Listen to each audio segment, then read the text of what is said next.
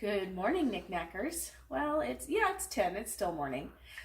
Today is New Year's Day, and I had gone to the grocery store a couple days ago. I bought bacon and I bought cabbage, and I knew I had a couple of jars left of my black-eyed peas. So my original intention was to just fry up the bacon and fry up the cabbage and kind of just have that as a side dish along with a side dish of peas and maybe ham or pork of some sort. And then this morning I watched a video from Whippoorwill Holler. I think it's Holler. I'll link to her video that I watched this morning. But she made a wonderful, it just looks so good, kind of like a stew. So I decided that I was going to switch up the way I was going to do my menu, and I was going to make a New Year's Eve or New Year's Day stew. So that's what I'm doing. So the first thing I'm going to do is I'm going to cut up this bacon. And this will probably take the longest time because I like my bacon really crispy. And I know it's not going to stay crispy in the stew, but I want to make sure that I'm cooking it as if I would be just eating it. So I'm going to be frying that up and letting that go for a little while. Let me turn on my burner here. Doesn't need to be on high. Put that over. I'll start getting this in. Start to get that bacon cooking. Eric's disappointed because he thought I was making him breakfast this morning. Instead, he's going to have to wait. We're going to have stew later.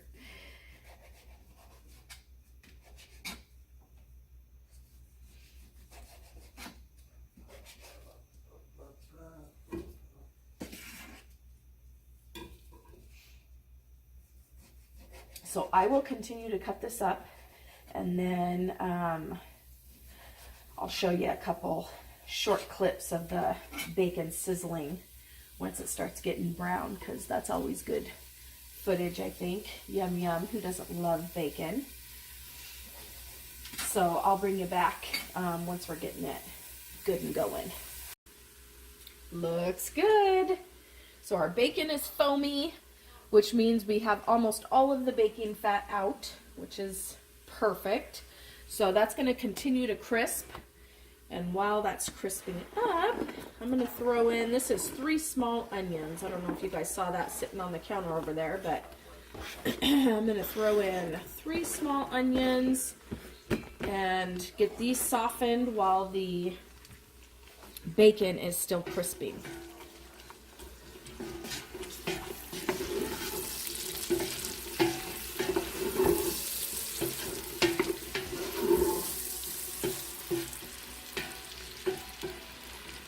Perfect.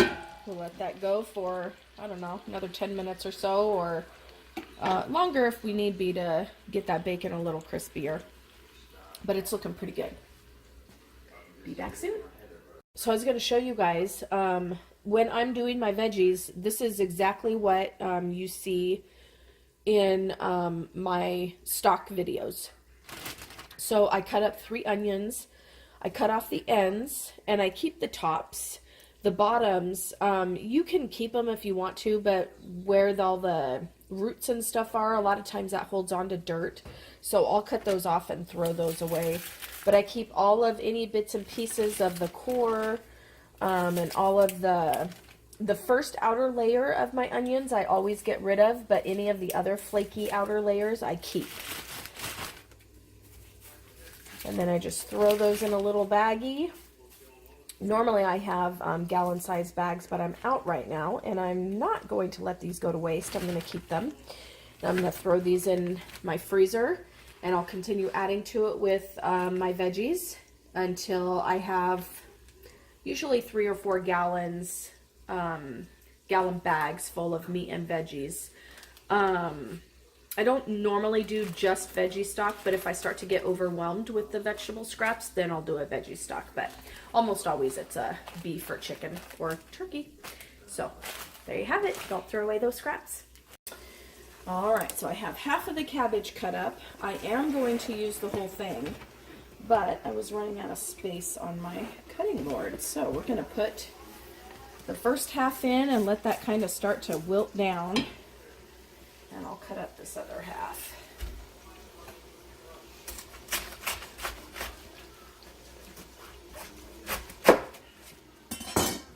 And all I'm doing is I took the first couple layers of the cabbage and just got rid of them. Because a lot of times, and this one did, there were little spots of mold growth and stuff on it. So those I don't keep. Now when I finish cutting this, I'll keep the core and I'll put that in the freezer. Some people won't do that because cabbage isn't technically a safe veggie to can, but I throw it in my veggie broth. I don't, or my stocks. And then I just kind of cut these up into kind of bite-sized pieces. I mean, some of them might be a little larger than that, but with cabbage, cabbage shrinks down a lot. So, you know what? Let me stir that up a bit.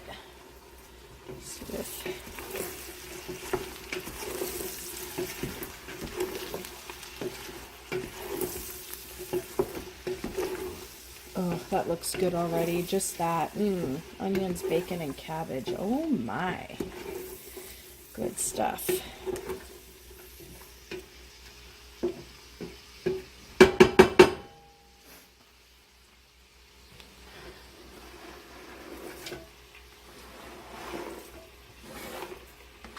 Alright, I'll finish cutting this head of cabbage up and getting that wilted down, and then I'll bring you back for the next step. Alright, so a lot of the cabbage is wilted down now. Got that whole head in here, and it's cooked down quite a ways. And it'll continue to cook, even in the liquids. So now I'm going to add 2 jars of tomatoes of the petite diced is what I have, 14.5 ounce. So got those in, and I'm going to add a thing of tomato paste and just kind of drop it in so that when I stir it up, hopefully it'll break up and get mixed in a little bit easier.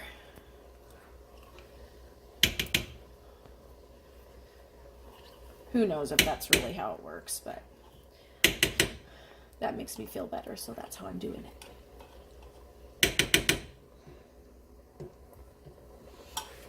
There's that. Let's kind of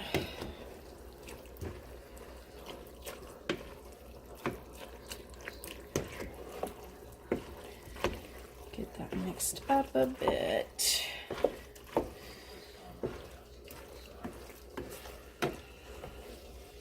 Need to get a bigger utensil here because it's starting to get heavy and get way down deep. But here I'll be adding my liquid shortly, and that'll loosen it up a bit. Wanted to make sure that that tomato paste didn't just stay in big clumps in there though. Alright, I think that's good.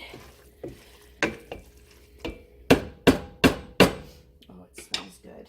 Okay, so here I have 2 jars of some stock I made earlier this year. Now ideally I would be using chicken or turkey since I used pork meat, but I don't really care. It's stock and it's going to be delicious, so that's what I'm using.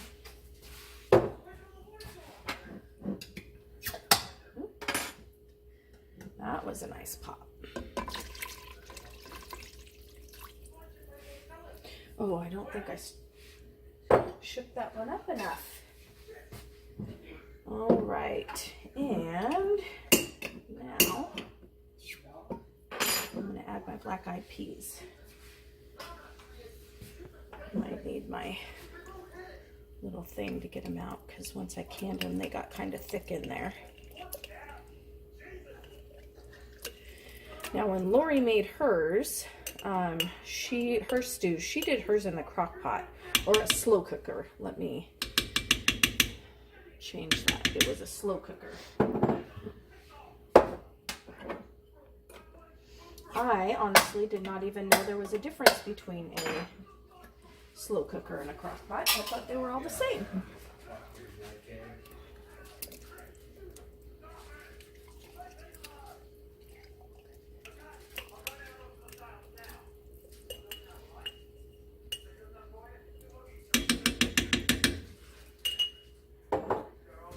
All right, let me wash my hands real quick.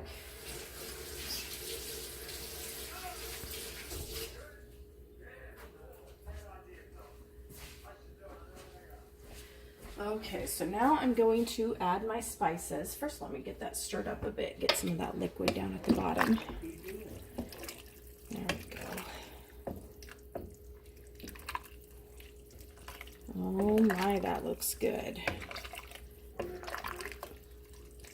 Okay, so I don't remember all of the seasonings that she used, but I pulled out what I thought would be good seasonings. So what I'm going to do is I'm going to add a teaspoon of salt with the thought that I might need to add another teaspoon or two later, but I'll start out with a teaspoon. I know my broth isn't salted, so. And then I am going to put in a teaspoon of paprika, and I won't just tell you every time, but it's going to be a teaspoon of everything that I put in. I'm just going to do a nice round number that makes it easy. So that was a teaspoon of paprika, and now garlic powder, which reminds me I forgot the garlic, so I'll need to add that too. Black pepper,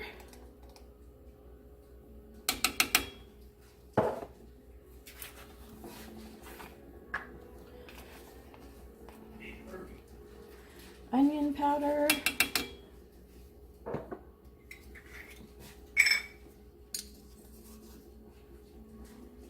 here I have some oregano,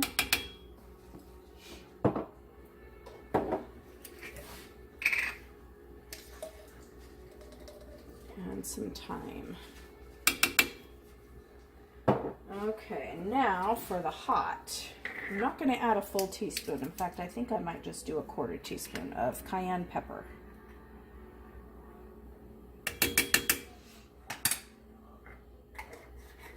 So what we're going to do is we are going to let this cook, warm up, get the flavors all melded together and throughout that. Looks more like a soup, but kind of like a stew. And then I'll taste it and see if I need, I don't know if a teaspoon of all of that is going to be enough. So once this is heated through and I feel like it's been long enough for the flavors to meld together, if I need to, I might go back and add half a teaspoon or a teaspoon more of all of the seasonings, all of the spices. And I'm going to grab my garlic out of the fridge, and I'm going to add a heaping tablespoon of garlic to this as well. So that, just so you know what I'm doing, I probably won't bring you back on the camera for that, but I am going to do that. So I will bring you back when I feel like this is perfect and we are dishing it up to eat. All right, there the soup is, stew, whatever. It's our good luck. We're starting out the New Year's with a good luck dish. Have some corn muffins there, and then our bowl's ready for lunch. And the only thing I changed was I did add an extra teaspoon of salt. So other than that, the way that I made it is the way that we're eating it right now. Thank you guys so much for watching. Have a great day.